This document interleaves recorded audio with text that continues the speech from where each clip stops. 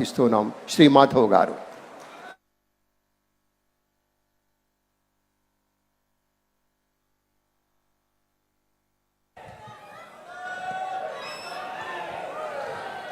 भारत माता की, भारत माता की, मातरम मातरम,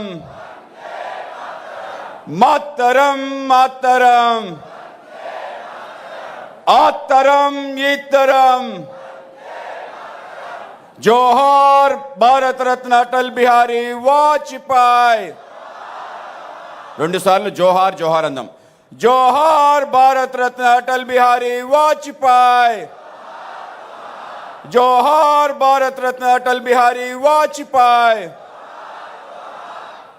అందరికీ నమస్కారం. ఈరోజు అటల్ బిహారీ వాజ్పేయి గారి యొక్క జయంతి.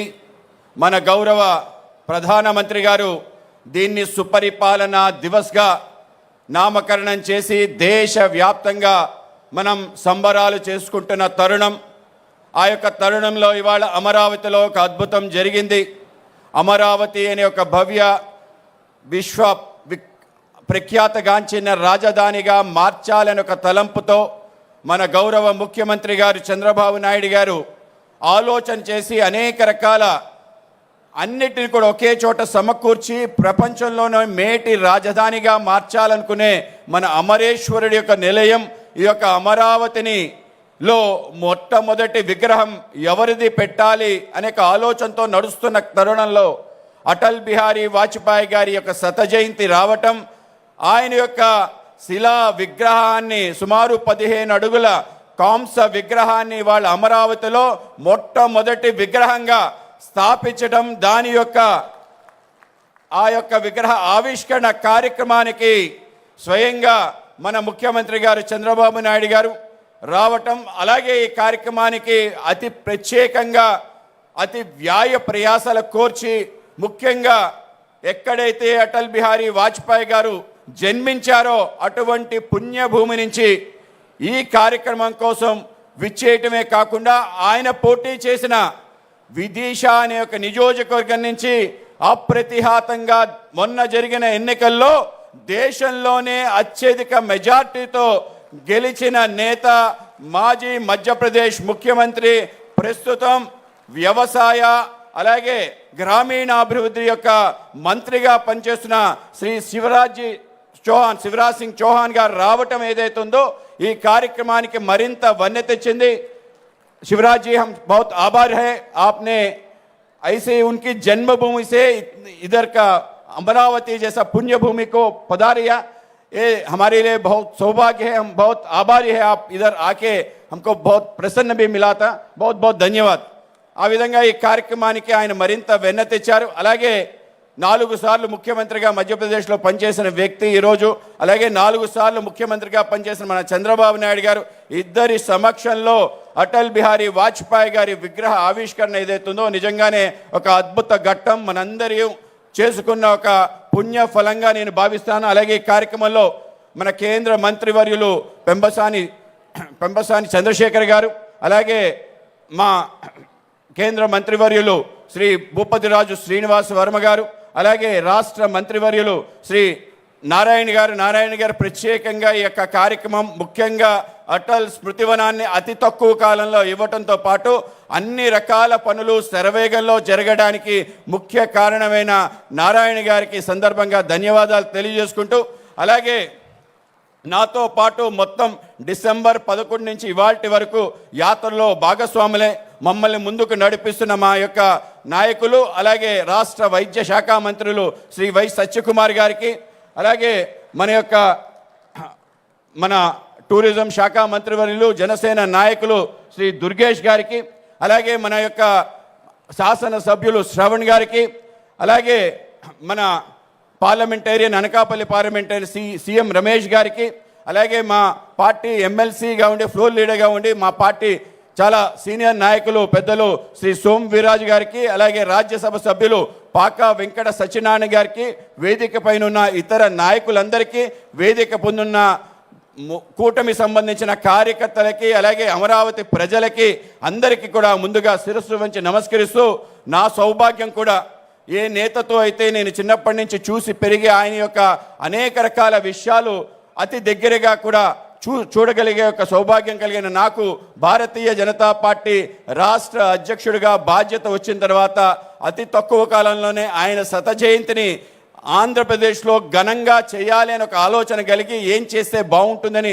ఒక తలంపుతో ప్రతి జిల్లాలో ఆయన యొక్క విగ్రహాన్ని ఆవిష్కరించి ఏ విగ్రహం ద్వారా మనందరికీ కూడా తప్పనిసరిగా స్ఫూర్తి ఈ తరానికి రాబో తరానికి కూడా కలిగే అవకాశం ఉంటుందో అటువంటి విగ్రహాన్ని ఆవిష్కరించాలని ఒక ఆలోచన వచ్చిన వెంటనే మన గౌరవ ముఖ్యమంత్రి చంద్రబాబు నాయుడు గారి దగ్గరికి వెళ్ళి ఈ ఆలోచన చేస్తున్నామంటే ఆయనే చెప్పాడు, నాకు అత్యంత ఇష్టమైన నాయకుడు ఎవరైనా ఉన్నారు అంటే అటల్ బిహారీ వాజ్పేయి.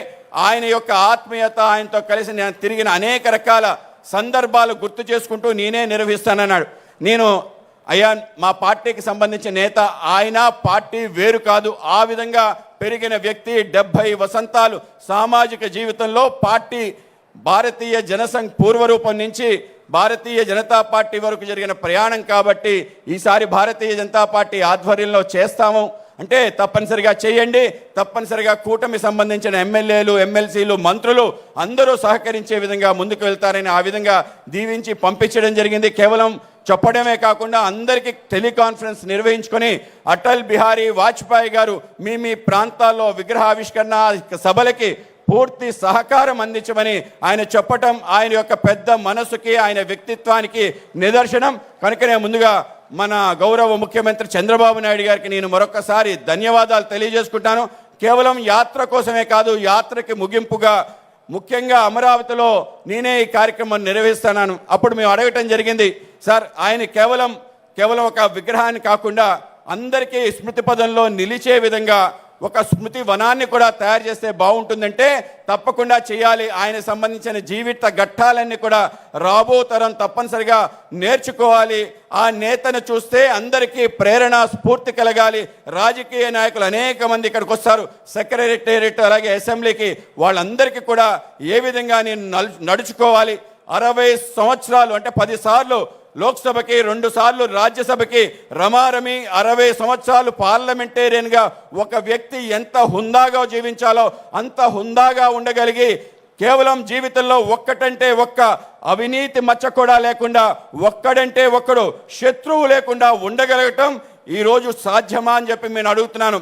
ప్రపంచంలోనే ఇటువంటి నేత ఉండటం అరుదు. అటువంటి నేత మన నేత అటల్ బిహారీ వాజ్పేయి గారు. కనుకనే ఆయన యొక్క స్మృతి వనాన్ని ఈ విధంగా ఇవ్వటం రాబో కాలంలో తప్పనిసరిగా ఒక స్ఫూర్తి కేంద్రంగా ఇది తీర్చిదిద్దబడుతుంది.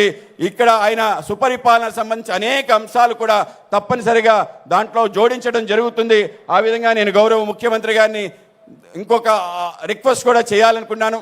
సెంటర్ ఫర్ గుడ్ గవర్నెన్స్ అనే సుపరిపాలనకు ఒక కేంద్రం తప్పనిసరిగా బెస్ట్ ప్రాక్టీసెస్ ఇన్ ఇండియా ఎవరైతే పరిపాలన సంబంధించిన ఏవైతే ఉన్నాయో వాటిని ఒక చోట చేర్చే విధంగా, ఎవరైనా రాజకీయాల్లోకి రావాలన్నా, ప్రజాప్రతినిధిగా అవ్వాలన్నా, తానేం చేయాలి అనే విషయాలు నేర్చుకోవాలన్నా తప్పనిసరిగా ఒక కేంద్రం ఉండాలి. ఇది ముంబైలో, ఢిల్లీలో కొన్ని ప్రాంతాల్లో ఉంది. తప్పనిసరిగా అమరావతిలో కూడా సుపరిపాలన సంబంధించిన ఒక కేంద్రం ఉండాలి. ఆ విధంగా ఈ యొక్క అటల్ స్మృతివనంతో పాటు ఆ యొక్క కేంద్రం కూడా ఏర్పాటు చేసే విధంగా దోహదపడాలని చెప్పి గౌరవ ముఖ్యమంత్రి గారిని ఈ సందర్భంలో కోరుకుంటున్నాను. అలాగే ఈరోజు ఏదైతే అటల్ బిహారీ వాజ్పేయి గారికి సంబంధించి అనేక అంశాలు మనకి ఏవీలో చూపించడం జరిగింది. మనకి చాలా ఆశ్చర్యం. ఒక వ్యక్తి యొక్క వ్యక్తిత్వం, ఆయన యొక్క నేతృత్వం, ఆయన యొక్క కర్తృత్వం, ఆయన కవిత్వం, అలాగే ఆయన మానవత్వం ఏదైతే ఉందో మనందరినీ కూడా కట్టిపడే విధంగా ఆయన యొక్క జీవితం అంతా ఉంటుంది. ఆయన యొక్క ఏదైతే మనం రూపం చూస్తామో, ఆయన యొక్క ఆహార్యం చూస్తామో, ఆయన వ్యవహారం చూస్తామో తప్పనిసరిగా మన చేతులు, ఆయన యొక్క చేతలతో మన చేతులెత్తి మొక్కాలనిపించుకునే ఒక గొప్ప వ్యక్తిత్వం, ఆయనలో ఉండే ఆత్మీయత, అనురాగం మనందరినీ కూడా కట్టిపడేసే విధంగా ఉంటుంది.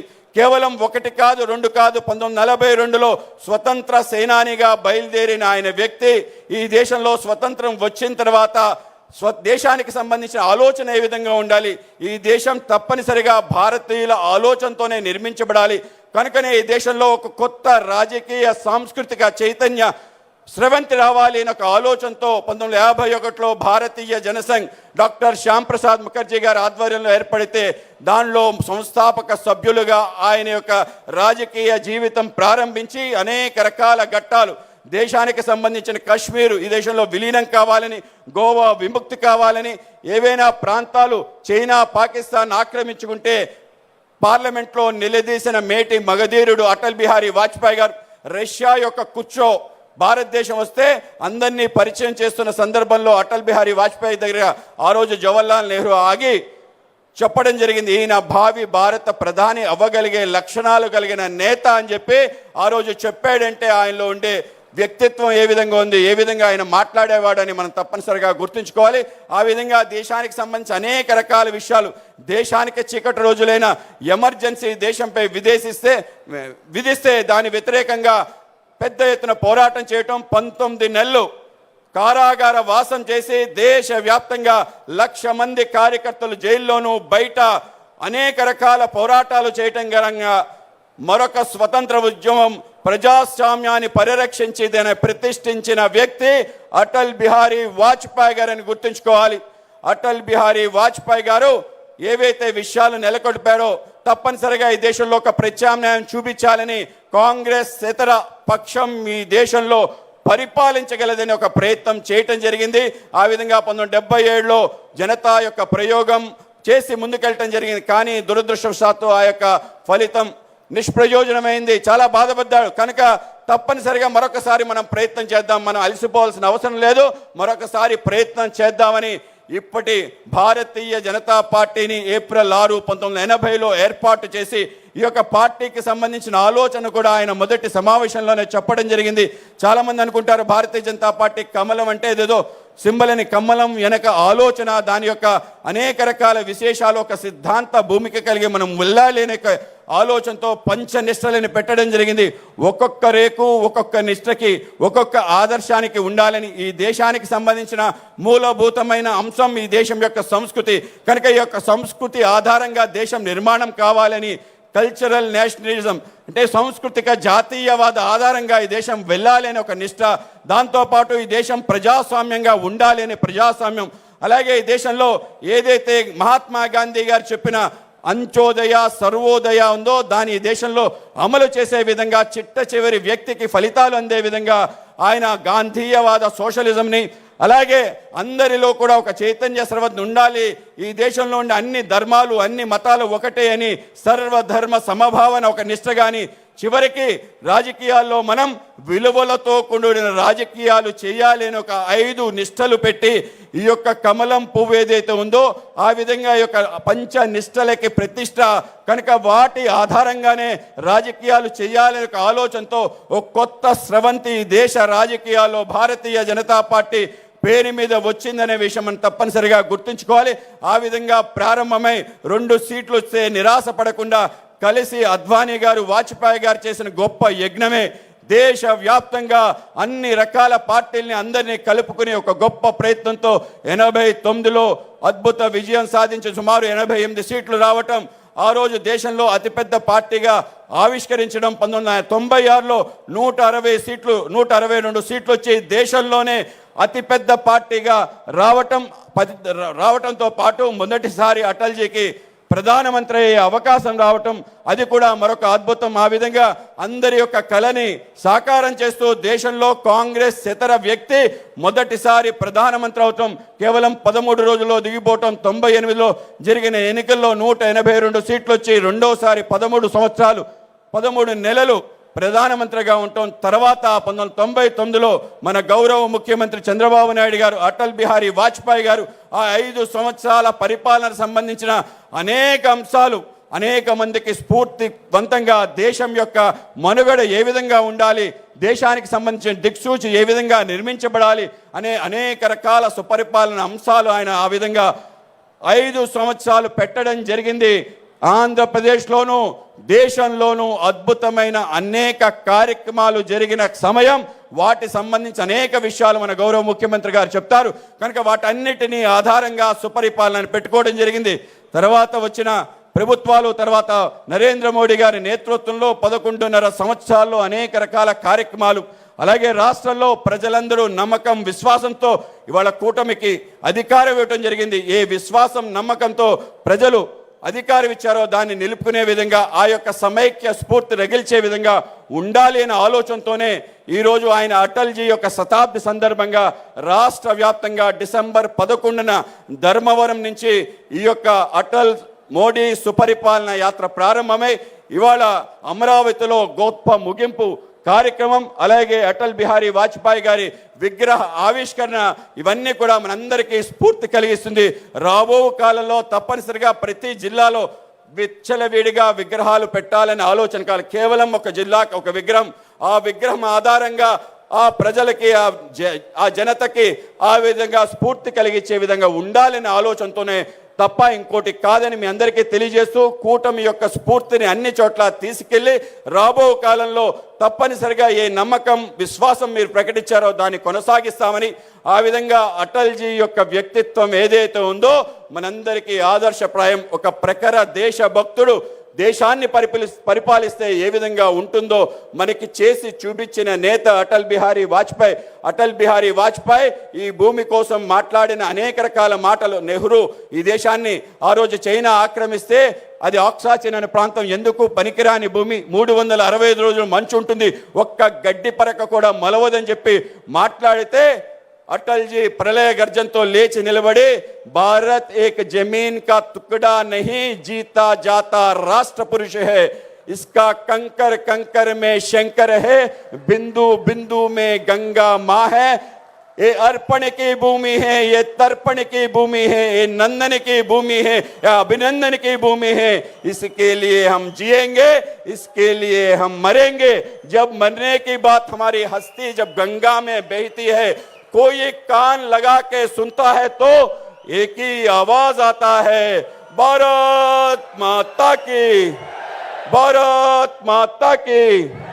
అందరికీ ధన్యవాదాలు. ఈ అవకాశం ఇచ్చిన పెద్దలకి మరొకసారి మన గౌరవ ముఖ్యమంత్రి చంద్రబాబు నాయుడు గారికి ధన్యవాదాలు తెలియజేసుకుంటూ, మరి ఈ ముఖ్యంగా ఈ కార్యక్రమానికి చాలా కష్టపడి ఒక సెలవు తీసుకోవడం జరిగింది. ఒక రోజు పాటు అనేక రకాల విషయాలు అధ్యయనం చేయడం కోసం. అయినా కూడా అటల్జీ యొక్క ప్రేమతో వచ్చిన శివరాజ్ సింగ్ చౌహాన్ గారికి కూడా మరొకసారి ధన్యవాదాలు తెలియజేస్తూ ముగిస్తున్నాను. అందరికీ నమస్కారం. ధన్యవాదాలు సార్. గౌరవనీయ పెద్దలు స్థానిక శాసనసభ్యులు శ్రీ తెనాలి శ్రవణ్ కుమార్ గారిని మాట్లాడవలసిందిగా ప్రార్థన.